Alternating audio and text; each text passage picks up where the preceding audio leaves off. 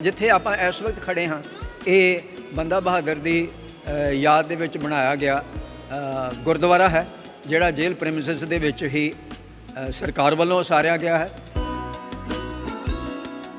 केंद्री जेल के अंदर जिसनों बाबा बंदा बहादुर की गढ़ी कहा जाता है, ये तो साढ़े कोल इतिहासिक सबूत ने, रिटन एविडेंस है, गैसटीयर्स दे विच इस गल का जिक्र मिलता है, अंग्रेज़ों के रिकॉर्ड दे विच इस गल का जिक्र मिलता है।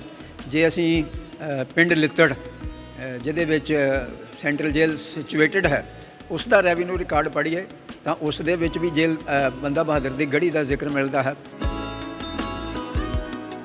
इस गढ़ी दे बारे साढ़े कोल लिखती सबूत मौजूद ने, इतिहासक सबूत मौजूद ने, आर्किओलॉजिकल एविडेंस मौजूद है, इत्थों दियां इट्टां मौजूद ने, इत्थों दे बारे लोक कथावां मौजूद ने। तो सारी इस गल की प्रौढ़ता करते हैं। ਜਿਹੜੀਆਂ ਇੱਟਾਂ अंदरों खूह चों ਲੱਭੀਆਂ ने, खूह ਨੂੰ प्रोटैक्ट कर दिता गया जेल अधिकारियों वालों, उस नूं बंदा बहादुर के बुत ਅਤੇ इन्फॉर्मेशन बोर्ड के नाल ही एक शीशे के केस दे विच सुशोभित कर दिता गया है ताकि इस इतिहासिक जगह के दर्शन करने वाले जोड़े लोग ने, वो इतिहासिक जगह नूं देखण वाले लोग जोड़े ने, ये पवित्र इट्टां दे भी दर्शन कर सकन। ਜਦੋਂ ਅੰਗਰੇਜ਼ਾਂ ਨੇ 1 ਮਈ 1852 ਨੂੰ ਗੁਰਦਾਸਪੁਰ ਦੇ ਛੋਟੇ ਜਿਹੇ ਪਿੰਡ ਨੂੰ ਆਪਣਾ ਜ਼ਿਲ੍ਹਾ ਹੈੱਡਕੁਆਟਰ ਬਣਾ ਲਿਆ ਤਾਂ ਉਹਨਾਂ ਨੂੰ ਐਡਮਿਨਿਸਟ੍ਰੇਟਿਵ ਸਟਰਕਚਰ ਦੀ ਜ਼ਰੂਰਤ ਪਈ। ਇੱਥੇ ਜਿਹੜੀ ਬੰਦਾ ਬਹਾਦਰ ਦੀ ਗੜ੍ਹੀ ਸੀ ਉਸ ਗੜ੍ਹੀ ਦੇ ਮਲਬੇ ਦਾ ਹੀ ਫਾਇਦਾ ਉਠਾ ਕੇ ਇਹਨਾਂ ਨੇ ਇਸ ਨੂੰ ਜੇਲ੍ਹ ਦਾ ਰੂਪ ਦੇ ਦਿੱਤਾ। ਇੱਕ ਗੱਲ ਜਿਹੜੀ ਮੈਂ ਬੜੀ ਦਿਲਚਸਪ ਦੱਸਣ ਲੱਗਾ ਉਹ ਇਹ ਆ ਕਿ 1960 ਦੇ ਦਸ਼ਕ ਤੱਕ ਜੇ ਅਸੀਂ ਕਾਂਗੜੇ ਦੀ ਵਾਦੀ ਵਿੱਚ ਜਾਂਦੇ ਸਾਂ ਤਾਂ ਉੱਥੇ ਇਸ ਜੇਲ੍ਹ ਦੇ ਔਰ ਬੰਦਾ ਬਹਾਦਰ ਦੇ ਗੀਤ ਗਾਏ ਜਾਂਦੇ ਸਨ ਕਿ ਇਸ ਜੇਲ੍ਹ ਦੇ ਵਿੱਚ ਨਹੀਂ ਜਾਣਾ ਕਿਉਂਕਿ ਇੱਥੇ ਮਾਰ ਬੜੀ ਪੈਂਦੀ ਹੈ।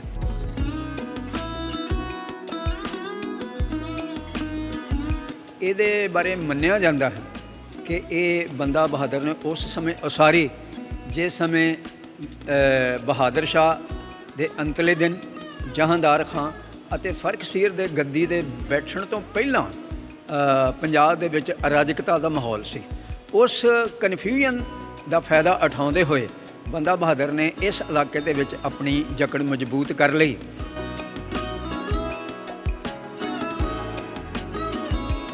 ਇੱਥੇ ਹਾਲੀ ਵੀ ਕੈਦੀ ਔਰ ਬਾਹਰ ਤੋਂ ਆਉਣ ਵਾਲੇ ਅਧਿਕਾਰੀ ਅਤੇ ਦਰਸ਼ਕ ਜਿਹੜਾ जेल के प्रेमिसिस के अंदर एक गुरुद्वारा है, जेल के अंदरूनी हिस्से में गुरुद्वारा है, उत्थे नतमस्तक होंदे ने और हाली भी कैदियों का विश्वास है कि खूह का पानी पीण दे नाल उन्हां दा कई पापों तो छुटकारा हो जाता है। और पुराने समय ते ये जिहड़ा बिलीफ एग्जिस्ट करता सी हुण भी करता है।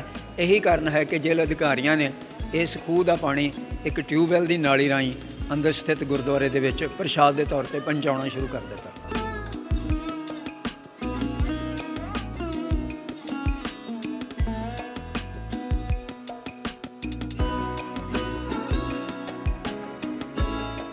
सत श्री अकाल जी, तुसीं देख रहे हो सुरखाब टीवी। मैं हाँ गुरदासपुर तो अवतार सिंह। जिला गुरदासपुर के काफ़ी इतिहासिक जिला वा। इस जिले दे विच कई महाराजियां ने राज किया वा। गल बाबा बंदा सिंह बहादुर की गल की जाए तो बाबा बंदा सिंह बहादुर ने भी इस जिले के उपर काफ़ी लंबा समा राज किया वा। गुरदासपुर की जो केंद्री जेल हैगी आ, इत्थे बाबा बंदा सिंह बहादुर का किला होया करता सीगा। तां इस किले दे विच काफ़ी जिहड़ियां उन्हां दी यादगारी चिन्ह हैगे ने वो मिले हैगे ने। ते जो प्रोफैसर राजकुमार जी शर्मा जी हैगे ने उन्हां दे वल्लों काफ़ी लंबे समय तो जिहड़ी रिसर्च वा बाबा बंदा सिंह बहादुर ते कीती जा रही सी ते अज उस रिसर्च का नतीजा ये निकलिया कि केंद्री जेल गुरदासपुर दे जो केंद्री जेल गुरदासपुर हैगी आ उत्थे जिहड़ा बाबा बंदा सिंह बहादुर का किला होया करता सी। इस किले दे विचों इस वार जो बाबा बंदा सिंह बहादुर की जिहड़ी गढ़ी हैगी आ, जो बाबा बंदा सिंह बहादुर दे वल्लों इत्थे जिहड़ा खूह उसारिया गया सीगा, वो जिहड़ा खूह आ वो लंबी रिसर्च तो बाद केंद्री जेल गुरदासपुर दे विचों मिलिया। ते प्रोफैसर राजकुमार शर्मा जी साडे नाल हैगे ने, उन्हां दे कोलों जाणांगे कि किन्ना लंबा समा उन्हां नूं रिसर्च करनी पई ते इस रिसर्च तो बाद किस तरह बाबा बंदा सिंह बहादुर दा जिहड़ा खूह आ उन्हां नूं मिलिया ते जिहड़ी गढ़ी आ ਉਹਦਾ ਕੀ ਇਤਿਹਾਸ ਹੈਗਾ ਵਾ। ਪ੍ਰੋਫੈਸਰ ਸਾਹਿਬ ਸਾਡੇ ਨਾਲ ਹੈਗੇ ਨੇ, ਉਹਨਾਂ ਨਾਲ ਗੱਲਬਾਤ ਕਰਨ ਦੀ ਕੋਸ਼ਿਸ਼ ਕਰਦੇ ਹਾਂ। ਸਰ ਦੱਸ ਦਿਓ ਜੀ, ਲੰਮਾ ਸਮਾਂ ਰਿਸਰਚ ਕੀਤੀ ਆ, ਰਿਸਰਚ ਤੋਂ ਬਾਅਦ ਅੱਜ ਕੇਂਦਰੀ ਜੇਲ੍ਹ ਗੁਰਦਾਸਪੁਰ ਦੇ ਅੰਦਰੂਨੀ ਹਿੱਸੇ ਦੇ ਵਿੱਚੋਂ ਗੜੀ ਵੀ ਮਿਲੀ ਆ ਤੇ ਨਾਲ ਜਿਹੜਾ ਖੂਹ ਵੀ ਮਿਲਿਆ। ਕਿੰਨਾ ਸਮਾਂ ਜਿਹੜੀ ਰਿਸਰਚ ਕਰਨੀ ਪਈ ਸੀਗੀ? ਇਹ ਜ਼ਿਲ੍ਹਾ ਗੁਰਦਾਸਪੁਰ ਦੇ ਨਾਲ ਮੇਰਾ ਸੰਬੰਧ ਲਗਭਗ 50 ਸਾਲ ਪੁਰਾਣਾ। ਜਦੋਂ ਮੈਂ ਫਿਰੋਜ਼ਪੁਰ ਤੋਂ ਟਰਾਂਸਫਰ ਹੋ ਕੇ ਗਵਰਨਮੈਂਟ ਕਾਲਜ ਗੁਰਦਾਸਪੁਰ ਆਇਆ ਸੀ ਤਾਂ ਮੇਰੀ ਦਿਲਚਸਪੀ ਬੰਦਾ ਬਹਾਦਰ ਨਾਲ ਸੰਬੰਧਿਤ ਸਥਾਨਾਂ ਦੇ ਵਿੱਚ ਉਸ ਵਕਤ ਪੈਦਾ ਹੋਈ ਜਦੋਂ ਮੈਨੂੰ ਗੁਰਦਾਸਪੁਰ ਦੇ ਪੁਰਾਣੇ ਵਸਨੀਕਾਂ ਨੇ ਦੱਸਿਆ ਕਿ ਜੇਲ੍ਹ ਰੋਡ, ਜਿਸ ਦਾ ਪੁਰਾਣਾ ਇਤਿਹਾਸਕ ਨਾਂ ਤ੍ਰਿਮੂ ਰੋਡ ਹੈ, ਦੇ ਕੰਢੇ ਦੇ ਉੱਤੇ ਜਿੱਥੇ ਜੇਲ੍ਹ ਉਸਾਰੀ ਗਈ ਹੈ, ਇਹ ਬੰਦਾ ਬਹਾਦਰ ਦੀ ਪੁਰਾਣੀ ਗੜੀ ਹੈ।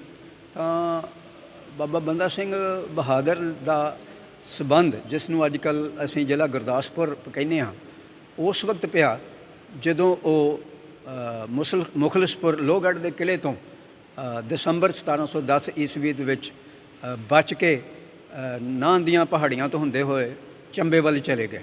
ਪਰ 3-4 ਮਹੀਨੇ ਪਹਾੜਾਂ ਵਿੱਚ ਰਹਿਣ ਤੋਂ ਬਾਅਦ ਉਹ ਆਪਣੀ ਇੱਕ ਛੋਟੀ ਜਿਹੀ ਟੁਕੜੀ ਦੇ ਨਾਲ ਦੀਨਾਨਗਰ ਦੇ ਨਜ਼ਦੀਕ ਜਗ੍ਹਾ ਹੈ ਰਾਏਪੁਰ ਬਹਿਰਾਮਪੁਰ, ਉੱਥੇ ਆ ਧਮਕਦੇ ਨੇ ਔਰ ਇੱਥੇ ਉਹਨਾਂ ਦੀ ਇੱਕ ਪ੍ਰਸਿੱਧ ਇਤਿਹਾਸਕ ਲੜਾਈ ਹੁੰਦੀ ਹੈ ਜਿਸ ਨੂੰ ਅਸੀਂ ਰਾਏਪੁਰ ਬਹਿਰਾਮਪੁਰ ਦੀ ਲੜਾਈ ਕਹਿੰਦੇ ਹਾਂ। ਇਸ ਲੜਾਈ ਤੋਂ ਬਾਅਦ ਬੰਦਾ ਬਹਾਦਰ ਦਾ ਜਿਹੜਾ ਅਸਰ ਰਸੂਖ ਹੈ ਉਹ ਮਾਡਰਨ ਜ਼ਿਲ੍ਹਾ ਗੁਰਦਾਸਪੁਰ ਦੇ ਵਿੱਚ ਵਧਣਾ ਸ਼ੁਰੂ ਹੋ ਗਿਆ। ਔਰ ਸਾਨੂੰ ਇਸ ਗੱਲ ਦਾ ਵੀ ਜ਼ਿਕਰ ਮਿਲਦਾ ਹੈ ਕਿ ਬੰਦਾ ਬਹਾਦਰ ਕਈ ਦਿਨਾਂ ਤੱਕ ਕਲਾਨੌਰ ਵੀ ਠਹਿਰੇ ਰਹੇ। ਤਾਂ ਬੰਦਾ ਬਹਾਦਰ ਇਸ ਇਲਾਕੇ ਦੇ ਵਿੱਚ ਬਾਰ-ਬਾਰ ਆਉਂਦੇ ਰਹੇ ਔਰ ਉਹਨਾਂ ਦੀ ਜਿਹੜੀ ਆਖਰੀ ਲੜਾਈ ਹੈ, ਜਿਹਨੂੰ ਅਸੀਂ ਬੈਟਲ ਆਫ ਗੁਰਦਾਸ ਨੰਗਲ ਕਹਿੰਦੇ ਹਾਂ ਜਾਂ ਗੁਰਦਾਸ ਨੰਗਲ ਦੀ ਗੜੀ ਦਾ ਘੇਰਾ ਕਹਿੰਦੇ ਹਾਂ, ਜਿਹੜਾ ਅਪ੍ਰੈਲ 1715 ਈਸਵੀ ਵਿੱਚ ਸ਼ੁਰੂ ਹੋਇਆ ਸੀ ਔਰ ਦਸੰਬਰ 1715 ਦੇ ਵਿੱਚ ਖਤਮ ਹੋਇਆ। ਔਰ ਬਾਅਦ ਵਿੱਚ ਬਾਬਾ ਜੀ ਨੂੰ ਇੱਥੋਂ ਪਕੜ ਕੇ ਉਹਨਾਂ ਦੇ ਸਾਥੀਆਂ ਨੂੰ ਲਾਹੌਰ, ਦਿੱਲੀ, ਸਰਹੰਦ ਲਿਜਾਇਆ ਗਿਆ ਔਰ ਦਿੱਲੀ ਉਹਨਾਂ ਦੇ ਲੜਕੇ ਅਜੇ ਸਿੰਘ ਔਰ ਉਹਨਾਂ ਦੇ ਸਾਥੀਆਂ ਸਮੇਤ ਸ਼ਹੀਦ ਕਰ ਦਿੱਤਾ ਗਿਆ।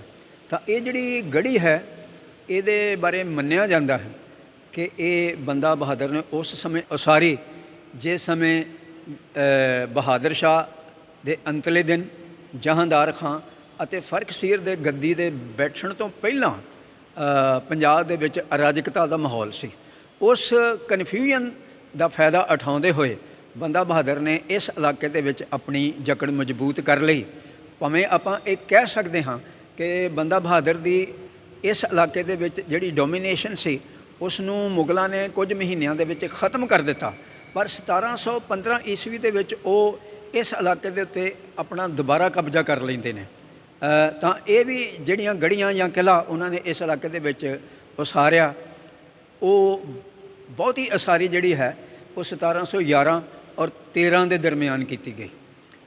ਇਸ ਕੇਂਦਰੀ ਜੇਲ੍ਹ ਦੇ ਅੰਦਰ, ਜਿਸ ਨੂੰ ਬਾਬਾ ਬੰਦਾ ਬਹਾਦਰ ਦੀ ਗੜੀ ਕਿਹਾ ਜਾਂਦਾ ਹੈ, ਇਹ 'ਤੇ ਸਾਡੇ ਕੋਲ ਇਤਿਹਾਸਕ ਸਬੂਤ ਨੇ, ਰਿਟਨ ਐਵੀਡੈਂਸ ਹੈ। ਗੈਸਟੀਅਰਸ ਦੇ ਵਿੱਚ ਇਸ ਗੱਲ ਦਾ ਜ਼ਿਕਰ ਮਿਲਦਾ ਹੈ, ਅੰਗਰੇਜ਼ਾਂ ਦੇ ਰਿਕਾਰਡ ਦੇ ਵਿੱਚ ਇਸ ਗੱਲ ਦਾ ਜ਼ਿਕਰ ਮਿਲਦਾ ਹੈ। ਜੇ ਅਸੀਂ ਪਿੰਡ ਲਿੱਤੜ, ਜਿਹਦੇ ਵਿੱਚ ਸੈਂਟਰਲ ਜੇਲ੍ਹ ਸਿਚੁਏਟਡ ਹੈ, ਉਸ ਦਾ ਰੈਵਨਿਊ ਰਿਕਾਰਡ ਪੜ੍ਹੀਏ ਤਾਂ ਉਸ ਦੇ ਵਿੱਚ ਵੀ ਜੇਲ੍ਹ ਬੰਦਾ ਬਹਾਦਰ ਦੀ ਗੜੀ ਦਾ ਜ਼ਿਕਰ ਮਿਲਦਾ ਹੈ। ਔਰ ਇੱਕ ਗੱਲ ਜਿਹੜੀ ਮੈਂ ਬੜੀ ਦਿਲਚਸਪ ਦੱਸਣ ਲੱਗਾ ਉਹ ਇਹ ਆ ਕਿ 1960 ਦੇ ਦਸ਼ਕ ਤੱਕ ਜੇ ਅਸੀਂ ਕਾਂਗੜੇ ਦੀ ਵਾਦੀ ਵਿੱਚ ਜਾਂਦੇ ਸਾਂ ਤਾਂ ਉੱਥੇ ਇਸ ਜੇਲ੍ਹ ਦੇ ਔਰ ਬੰਦਾ ਬਹਾਦਰ ਦੇ ਗੀਤ ਗਾਏ ਜਾਂਦੇ ਸਨ ਕਿ ਇਸ ਜੇਲ੍ਹ ਦੇ ਵਿੱਚ ਨਹੀਂ ਜਾਣਾ ਕਿਉਂਕਿ ਇੱਥੇ ਮਾਰ ਬੜੀ ਪੈਂਦੀ ਹੈ। ਤਾਂ ਬੰਦਾ ਜਦੋਂ ਅੰਗਰੇਜ਼ਾਂ ਨੇ 1 ਮਈ 1852 ਨੂੰ ਗੁਰਦਾਸਪੁਰ ਦੇ ਛੋਟੇ ਜਿਹੇ ਪਿੰਡ ਨੂੰ ਆਪਣਾ ਜ਼ਿਲ੍ਹਾ ਹੈੱਡਕੁਆਟਰ ਬਣਾ ਲਿਆ ਤਾਂ ਉਹਨਾਂ ਨੂੰ ਐਡਮਿਨਿਸਟ੍ਰੇਟਿਵ ਸਟਰਕਚਰ ਦੀ ਜ਼ਰੂਰਤ ਪਈ। ਤਾਂ ਉਸ ਵਾਸਤੇ ਉਹਨਾਂ ਨੇ 1854-55 ਦੇ ਦੌਰਾਨ ਗੁਰਦਾਸਪੁਰ ਦੇ ਛੋਟੇ ਜਿਹੇ ਪਿੰਡ ਵਿੱਚ 3 ਚੀਜ਼ਾਂ ਦੀ ਉਸਾਰੀ ਕੀਤੀ।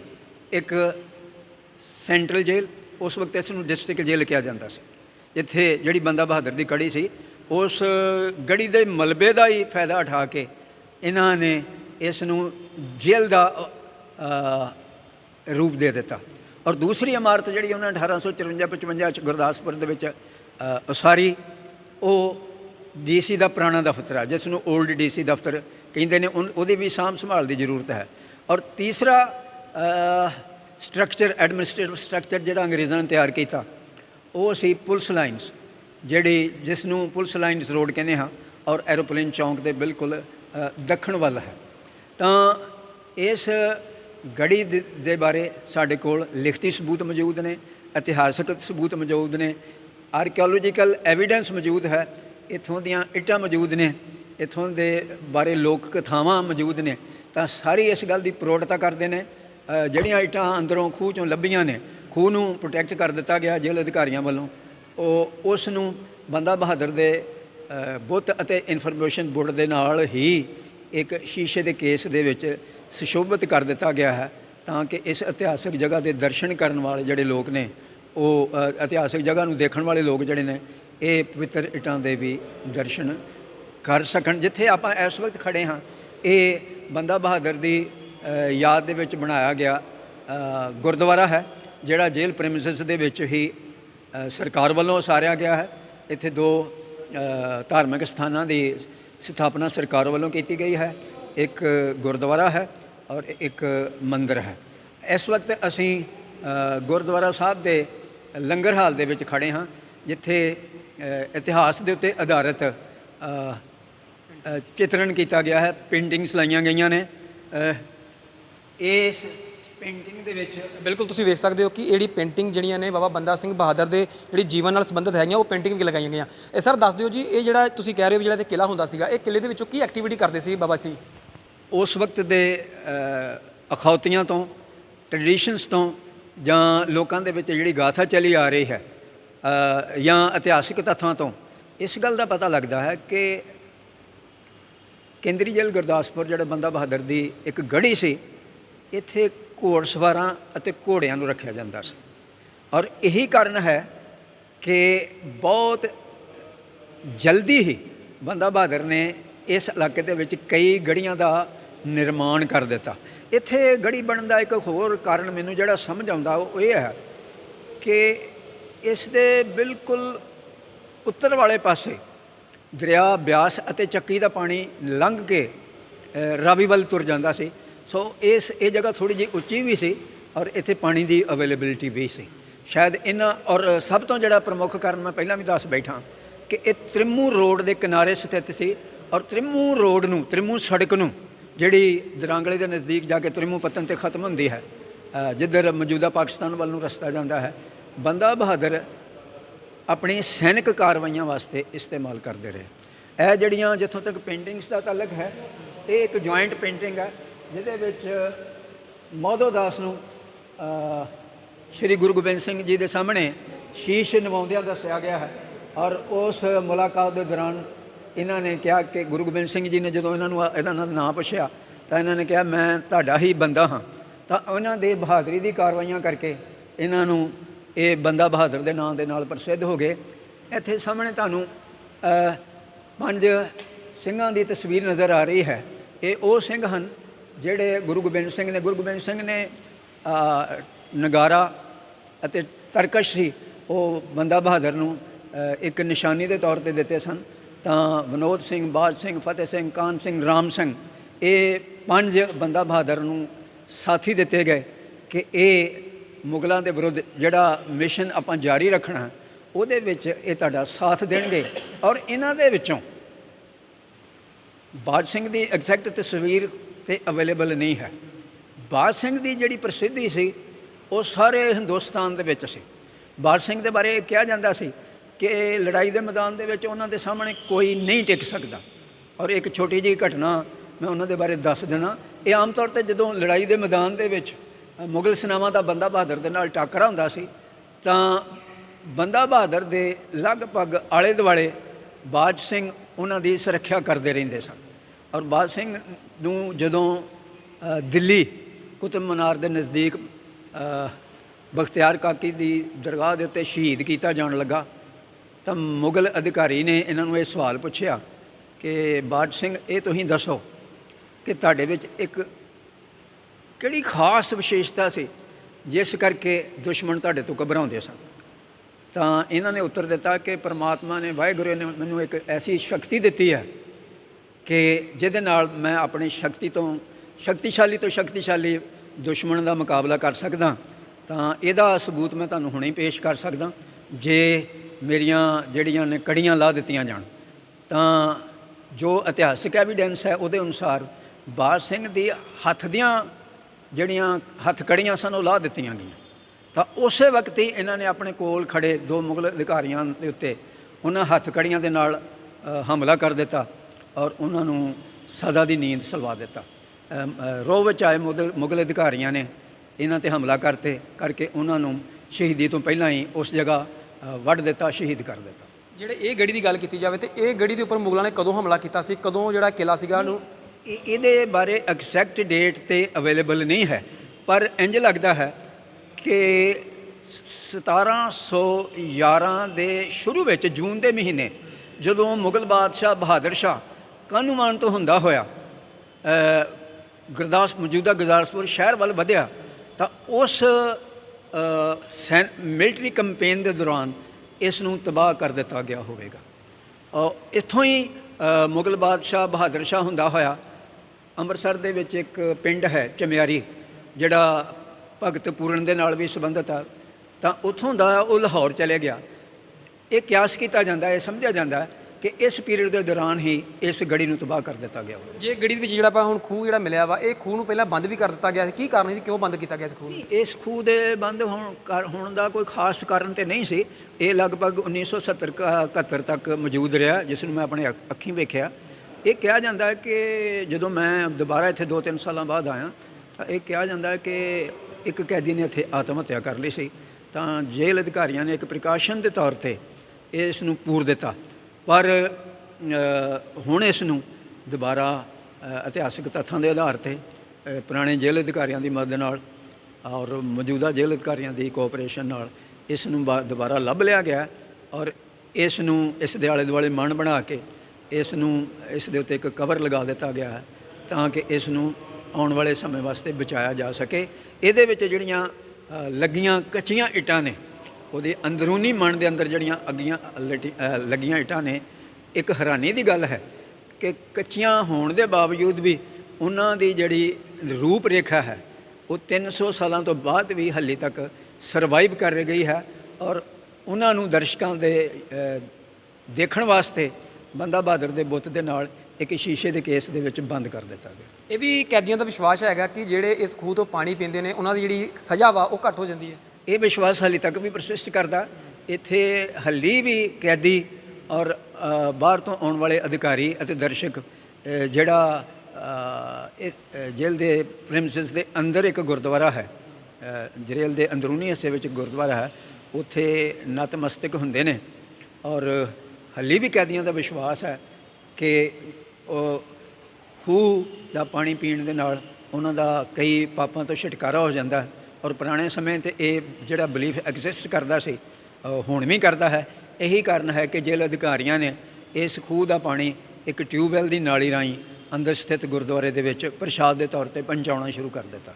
ਲਾਸਟ ਸਵਾਲ, ਕੀ ਸਰਕਾਰਾਂ ਨੂੰ ਕੀ ਕਹਿਣਾ ਚਾਹੋਗੇ ਜਿਹੜੀਆਂ ਇਮਾਰਤਾਂ ਹੈਗੀਆਂ, ਇਤਿਹਾਸਿਕ ਇਮਾਰਤਾਂ ਹੈਗੀਆਂ ਨੇ, ਉਹ ਕਿਤੇ ਨਾ ਕਿਤੇ ਜਿਹੜੀਆਂ ਨੇ ਉਹਨਾਂ ਨੂੰ ਸੁਰਜੀਤ ਕਰਨ ਦੀ ਲੋੜ ਹੈਗੀ ਆ? ਲੱਗਦਾ ਸਰਕਾਰਾਂ ਨੂੰ ਜਿਹੜਾ ਇਨੀਸ਼ੀਏਟਿਵ ਲੈਣਾ ਚਾਹੀਦਾ ਵੀ ਇਹ ਸਾਂਭੇ ਜਾਣ, ਇਕੱਲਾ ਕਿਤਾਬਾਂ ਤੱਕ ਸੀਮਤ ਨਾ ਰਹਿ ਜਾਏ। ਇਸ ਦੇ ਵਿੱਚ ਕੋਈ ਸ਼ੱਕ ਨਹੀਂ ਕਿ ਬਹੁਤ ਸਾਰੀਆਂ ਇਤਿਹਾਸਿਕ ਇਮਾਰਤਾਂ ਜਿਹੜੀਆਂ ਨੇ ਇਹ ਅਣਗਹਿਲੀ ਦਾ ਸ਼ਿਕਾਰ ਨੇ। ਪੰਜਾਬ ਦੇ ਜਿਹੜਾ ਸੈਂਟਰ ਗੌਰਮੈਂਟ ਦਾ ਮਹਿਕਮਾ ਇਤਿਹਾਸਿਕ ਇਮਾਰਤਾਂ ਨੂੰ ਸੁਰੱਖਿਅਤ ਰੱਖਦਾ ਉਹ ਆਰਕੀਓਲੋਜੀਕਲ ਸਰਵੇ ਆਫ ਇੰਡੀਆ ਹੈ, ਪਰ ਪ੍ਰਾਇਮਰੀਲੀ ਇਹ Punjab government the district heritage and tourism department ਦੀ ਜ਼ਿੰਮੇਵਾਰੀ ਬਣਦੀ ਹੈ ਕਿ ਇਹਨਾਂ ਇਤਿਹਾਸਿਕ ਇਮਾਰਤਾਂ ਨੂੰ ਜਿਹੜੀ ਸਾਡੀ ਇੱਕ ਬੜੀ ਅਮੀਰ ਵਿਰਾਸਤ ਹੈ ਉਹਨਾਂ ਨੂੰ ਅਸੀਂ ਇਤਿਹਾਸ ਨੂੰ ਜਿੰਦਾ ਰੱਖਣ ਵਾਸਤੇ, ਆਪਣੇ ਆਉਣ ਵਾਲੀਆਂ ਜਨਰੇਸ਼ਨਸ ਨੂੰ ਆਪਣੇ ਪਿਛੋਕੜ ਤੋਂ ਜਾਣੂ ਕਰਵਾਉਣ ਵਾਸਤੇ ਇਹਨਾਂ ਦੀ ਸਾਂਭ ਸੰਭਾਲ ਕਰੀਏ। ਇਸ ਲਈ ਵਿਸ਼ੇਸ਼ ਧਿਆਨ ਦੇਣ ਦੀ ਜ਼ਰੂਰਤ ਹੈ ਔਰ ਸਪੈਸ਼ਲ ਫੰਡ ਅਲਾਟ ਕਰਨ ਦੀ ਜ਼ਰੂਰਤ ਹੈ। ਸਾਨੂੰ ਜੋ ਕੁਛ ਹੋ ਗਿਆ ਉਹ ਹੋ ਗਿਆ, ਪਰ ਸਾਨੂੰ ਆਸ ਹੈ ਕਿ ਜਿਹੜੀ ਮੌਜੂਦਾ ਸਰਕਾਰ ਹੈ ਉਹ ਰਿਕੁਇਜ਼ਿਟ ਫੰਡ ਜੁੜਾ ਕੇ ਇਹਨਾਂ ਇਤਿਹਾਸਿਕ ਇਮਾਰਤਾਂ ਨੂੰ, ਇਸ ਧਰੋਹਰ ਨੂੰ ਸਾਂਭਣ ਦੇ ਪੂਰੇ ਉਪਰਾਲੇ ਕਰਨਗੇ।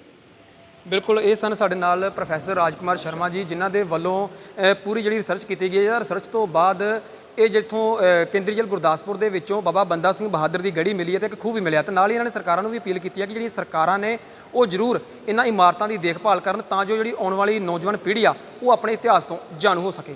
ਕੈਮਰਾ ਪਰਸਨ ਕਵਲਜੀਤ ਸਿੰਘ ਦੇ ਨਾਲ ਅਵਤਾਰ ਸਿੰਘ, ਸੁਰਖਾਬ ਟੀਵੀ, ਗੁਰਦਾਸਪੁਰ ਕੇਂਦਰੀ ਜੇਲ੍ਹ।